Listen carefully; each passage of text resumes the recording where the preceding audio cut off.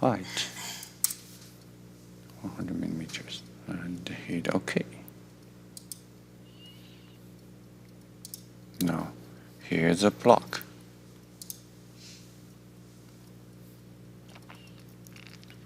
Now we have our expressions created.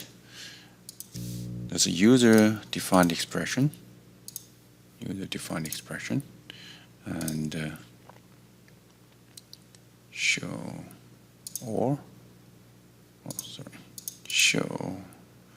or expression, and those are created by the system. However, it's driven.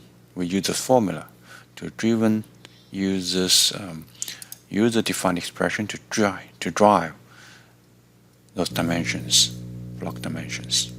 Okay, you can leave P1, P2, P3, or we can give a name. So let's say block in X direction,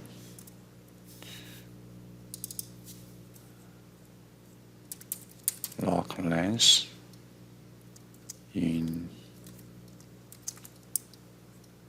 Y coordinate system direction, and block in Z.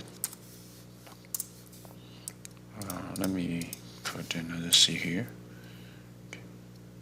Hit OK, and I'm going to save it.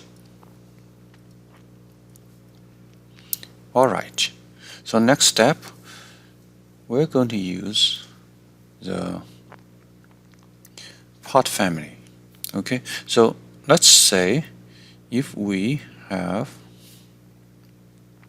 go back to here, if we change the dimensions, okay, okay, so say this is 100, this is 100, and this is a 500, 5 millimeter, and apply. What will happen is it becomes another shape, right? So the shape, the similar, dimension is different. So this is actually the top part of our table assembly, right? Remember? So we have another option to save this modified part in a different name. However, the partFamily give us another option. We will see how to use it. Cancel it, and then I'm going to say go back. Okay, undo the change. It goes back to here, and I'm going to save it. Okay, now I'm going to use this partFamily, so include alternative dimension option for this part. So right, so this is the partFamily dialog box, right? So make sure you use more. Okay, I'm going to bring this to here. Now you can see expression. This expression is included in this column. Alright, so what I'm going to do, I'm going to choose the other one. You can use shift click to include all the expressions and add it to here. Okay, and now you can create a spreadsheet. Before we do that, I'm going to change this one because this is system directory and is not accessible normally, right? So I'm going to use our lab 3, okay, as the control paste. Right, if you click it, you can see the lab here.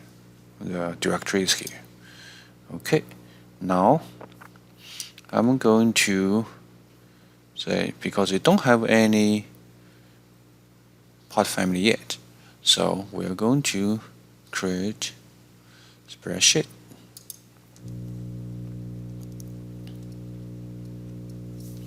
This time I'm going to just use 100,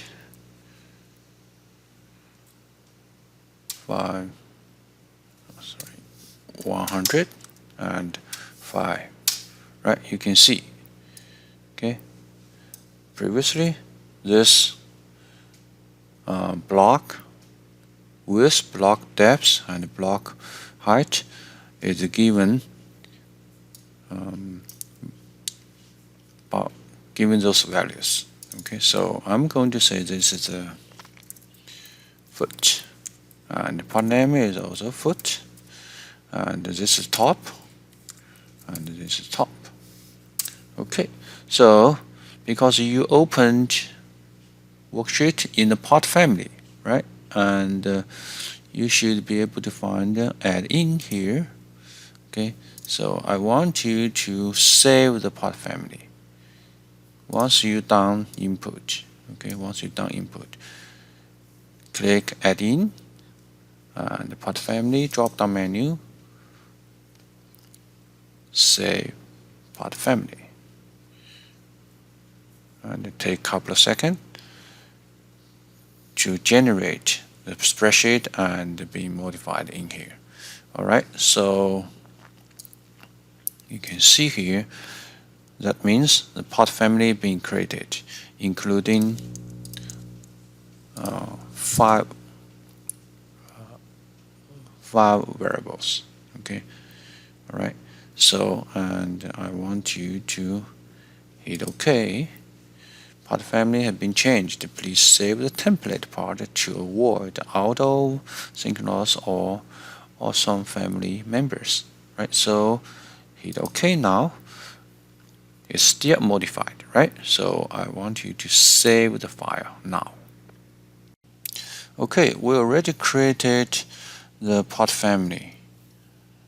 All right, so let's examine what's happening. Okay, so edit spreadsheet. Click this button again.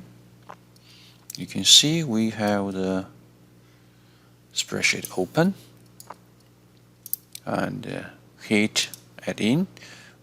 What we can do with this one, choose this column or row, the second row, for example. Choose the second row, and you can see verify parts. You see, verify parts, right? So it gives us this shape according to the value input in the row. Okay, to exit this verify environment, press ESC button on your keyboard.